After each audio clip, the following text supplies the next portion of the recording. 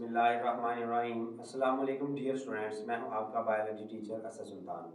आज का जो हमारा टॉपिक है वो चैप्टर नंबर 2 की एक्सरसाइज है, सॉल्विंग अ बायोलॉजिकल प्रॉब्लम। उसके मल्टीपल चॉइस क्वेश्चंस एमसीक्यूज को देखेंगे और साथ में शॉर्ट क्वेश्चंस को देखेंगे। तो फर्स्ट जो हमारे पास वो एमसीक्यूज हैं। फर्स्ट एमसीक्यूज है, which one of the following is a correct sequence in biological method. Biological method में जो दुरुस्त तरतीब है वो कौन कौन सी है। Observation, first option observation, hypothesis, law and theory. ठीक है, तो पहले ऑब्जर्वेशन, हाइपोथेसिस, लॉ और थ्योरी आता है। ठीक है, ये भी ठीक है, लेकिन ये पूरी जो है वो हमारे पास कह लेंगे इसमें हमारे पास जो लॉ है वो पहले है, थ्योरी जो है वो बाद में है। तो थ्योरी जबकि पहले होती है। Second, hypothesis, observation, deduction, experiment. अब ऑब्जर्वेशन पहले आता है, हाइपोथेसिस बाद में आता है, तो ये वाली भी गलत है। Observation, hypothesis, deduction and experiments, तो ये तरतीब हमारे पास बिल्कुल ठीक है। पहले ऑब्जर्वेशन, फिर हाइपोथेसिस, डिडक्शन और एक्सपेरिमेंट्स ही आता है। लॉ, थ्योरी, डिडक्शन, ऑब्जर्वेशन, तो ये ऑपोजिट हो गई है। ठीक है, तो इसको जो है वो हमें पहले ऑब्जर्वेशन आता है, फिर डिडक्शन, फिर थ्योरी, फिर लॉ आता है, तो ये ऑपोजिट है, तो ये भी गलत है। नेक्स्ट जो एमसीक्यूज है वो है, which one of these is not a characteristics of a hypothesis. एक अच्छे हाइपोथेसिस की कौन सी खसूसियत नहीं है। Must be consistent with all available data, दस्याब मुशाहदात से मुतफिक होना चाहिए, हमने पढ़ा है, ठीक है ये भी। मस्ट बी टेस्टेबल, जांचे जाने के काबिल हो, ये भी होनी चाहिए खसूसियत। मस्ट बी करेक्ट, सही होना चाहिए, ये गलत है। ठीक है, तो हमने पढ़ा था कि जो हाइपोथेसिस है इट शुड बी पोटेंशियली फाल्सिफाइएबल, कि वो जुटलाए जाने के काबिल भी हो। ठीक है, हाइपोथेसिस कहते ही फर्ज की हुई बात को है। ठीक है, तो ये फर्ज की हुई बात है। ठीक है, तो इसका हमेशा सही होना जो है वो कह लेंगे वो गलत बात है। ठीक है, तो अगर गलत बात होगी, ठीक है, मतलब अगर वो हमेशा सही होगा तो वो हाइपोथेसिस नहीं कहलाएगा। मस्ट मेक प्रिडिक्शन, कुछ पेशेंट को ही करता है, तो ये भी ठीक है। तीसरी अद्धि है, at which point is a biologist most likely to use reasoning. कौन से लेवल के ऊपर जो बायोलॉजिस्ट हैं वो रीजनिंग को इस्तेमाल करते हैं। वाइल टेकिंग ऑब्जर्वेशंस, ऑब्जर्वेशंस में हमने पढ़ा हम सिंपल जो 5 सेंसेस हैं उनको इस्तेमाल करते हैं। ड्यूरिंग हाइपोथेसिस फॉर्मुलेशन, हाइपोथेसिस बनाते हुए, ठीक है, तो हाइपोथेसिस बनाते हुए हम रीजनिंग का इस्तेमाल करते हैं, हमने पढ़ लिया हुआ है। ठीक है, डाटा ऑर्गेनाइजेशन, और इसमें तो हम वैसे ही मैथ के जो है वो असूल इस्तेमाल करते हैं। ठीक है, तो नेक्स्ट जो है वो हमारे पास है fourth MCQs, hypothesis must be testable to be scientifically valid. एक हाइपोथेसिस जो है वो जांचे जाने के काबिल हो। बीइंग टेस्टेबल मीन, टेस्ट जांचे जाने से क्या मुराद है। Some observation could prove the hypothesis incorrect, कुछ हाइपोथेसिस जो हैं वो कुछ ऑब्जर्वेशन हाइपोथेसिस को गलत भी साबित करें। Only a controlled experiment can indicate weather a hypothesis is correct और इनकरेक्ट। सिर्फ कंट्रोल एक्सपेरिमेंट हमें बता सकता है कि हाइपोथेसिस ठीक है या नहीं। Hypothesis is proven wrong, hypothesis गलत साबित होगा। The opposite of hypothesis is tested and proven wrong. Hypothesis का जो मुतबादल है उसको जो है वो देखा जाए और हमेशा गलत साबित किया जाए। ठीक है, तो ये भी ज़रूरी नहीं है, बाज़ का हाइपोथेसिस का जो अपोजिट है वो सही साबित हो जाता है। तो जो एक्सपेरिमेंट हैं वो कंट्रोल्ड होने चाहिए। ठीक है, अब इसकी हमने एग्जांपल देखी थी कंट्रोल्ड एक्सपेरिमेंट की। अगर हम जो है जैसे हमने देखा था एग्जांपल के तौर पर के दो प्लांट्स लें, एक ग्रुप में जो कंट्रोल ग्रुप है उसमें हम कार्बन डाइऑक्साइड देते हैं पौधों को और एक्सपेरिमेंटल ग्रुप में नहीं देते, तो क्या होगा, जो कंट्रोल ग्रुप है उसमें फोटोसिंथेसिस होगी, एक्सपेरिमेंटल में नहीं होगी। तो अगर हम एक ग्रुप में लेते हैं, यानी हम सिर्फ कंट्रोल ग्रुप को देखते हैं, एक्सपेरिमेंटल ग्रुप को नहीं देखते या कंट्रोल नहीं देखते, हम फॉर एग्जांपल एक्सपेरिमेंटल ग्रुप ले लेते हैं और एक्सपेरिमेंटल ग्रुप में हमने कार्बन डाइऑक्साइड जो है वो पौधों को नहीं दी, तो अब पौधों को जब नहीं दी तो फोटोसिंथेसिस नहीं करेंगे। या अगर हमने एक्सपेरिमेंटल ग्रुप में पौधों को फोटोसिंथेसिस के लिए कार्बन डाइऑक्साइड दी है, ठीक है, तो अब हमें ये मालूम नहीं होगा कि अगर हम इनको ना दें कार्बन डाइऑक्साइड तो क्या ये ग्रो करेंगे या नहीं। तो हमेशा जो उसका कंट्रोल्ड एक्सपेरिमेंट है वो हमें चेक करना चाहिए, यानी दोनों ग्रुप्स को स्टडी करना चाहिए at the same time. Answering have what would be the best experimental design for testing a hypothesis that bean plants require sodium।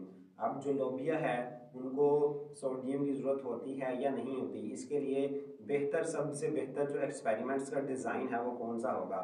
Maihar the amount of sodium in a few bean plants, कुछ पौधों में हम देखेंगे sodium की मकदार कितनी है।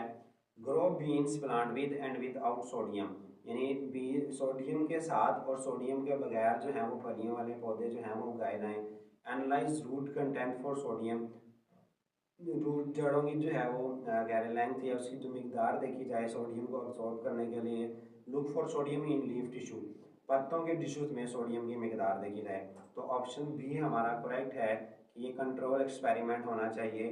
हमारे पास ऐसे पौधे हों जो क्या करें, सोडियम को सोडियम दिए हम, और एक तरफ ऐसा ग्रुप हो जिसमें हमने सोडियम नहीं दी पौधों को, फिर हमें पता चलेगा कि सोडियम जो है वो ज़रूरी है या नहीं है।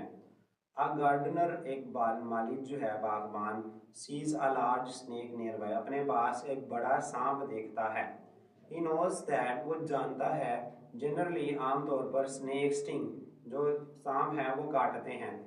सो द गार्डनर रैन अवे, तो जो गार्डनर है बागबान माली वो भाग जाता है।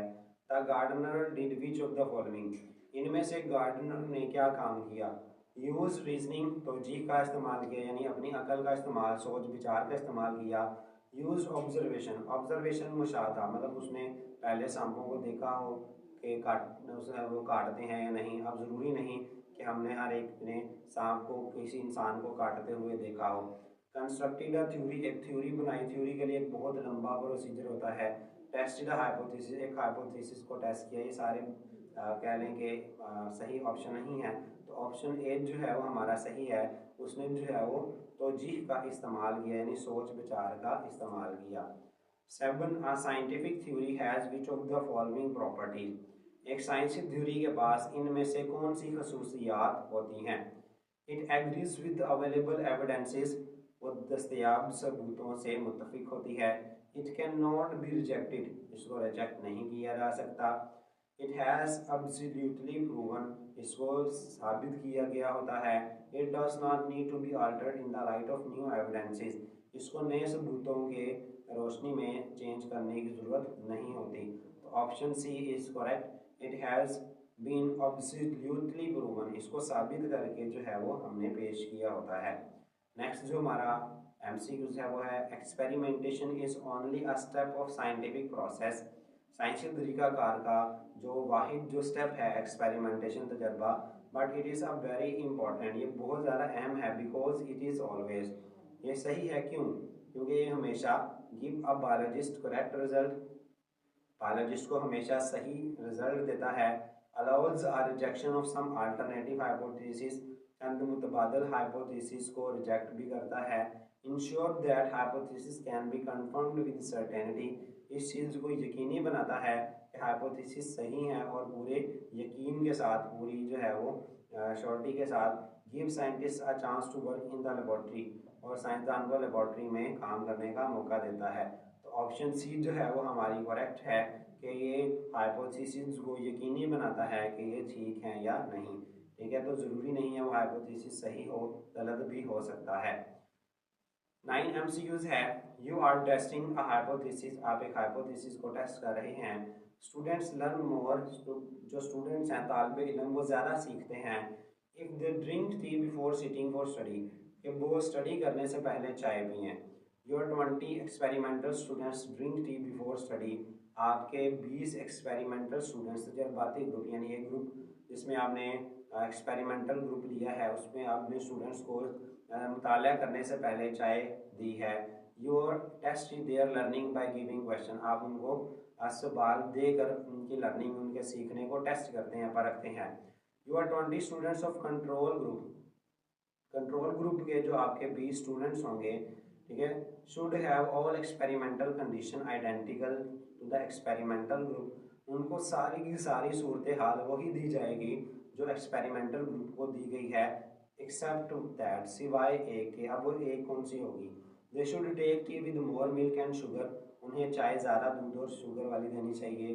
They should take tea before as well as during study, उन्हें चाय स्टडी से पहले और स्टडी के दौरान चाय देंगे। They should not take tea before study, उन्हें जो है वो स्टडी से पहले चाय नहीं दी जाएगी। आफ्टर टेकिंग टी, चाय देने के बाद, दे should not sit for study, वो मुताला नहीं करेंगे। तो ऑप्शन हमारे पास सी सही है, they should not take tea before study, क्योंकि हम चाय के ऊपर एक्सपेरिमेंट कर रहे हैं तो उन्हें जो है वो चाय से पहले जो मुताले से पहले जो है वो चाय नहीं दी जाएगी। और जो स्टूडेंट्स हैं हमारे पास जिन्होंने चाय पी है उनको फिर हम बाद में परखेंगे कि किसने ज़्यादा अच्छी लर्निंग की है। नेक्स्ट जाते हैं शॉर्ट क्वेश्चंस पे। तो short question, differentiate between theory law and principle, इनमें क्या फ़र्क है हमने लास्ट लेक्चर में देखा था, ये क्या होते हैं। If a theory survives such doubtful approach and continues to be supported by experimental evidences, it become law or principle।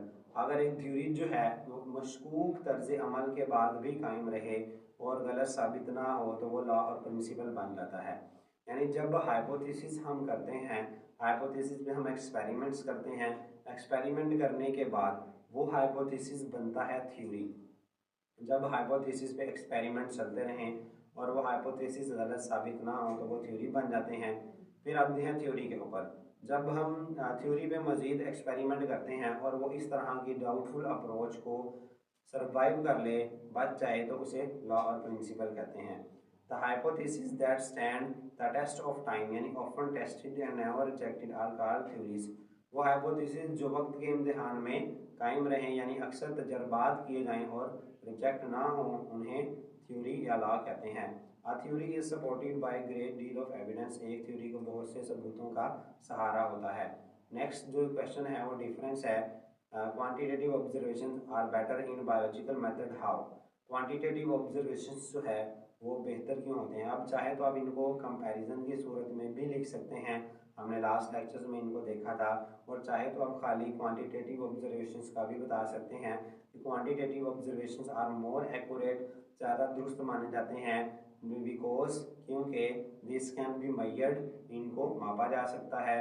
This can be measured in term of numbers, इनको अंदराज हम हिस्सों में कर सकते हैं। दीज ऑब्जर्वेशंस आर इनवेरिएबल, ये गैर मुतगय्यर होते हैं। ठीक है, उसके बाद आप लास्ट में उनकी एग्जाम्पल दे देंगे।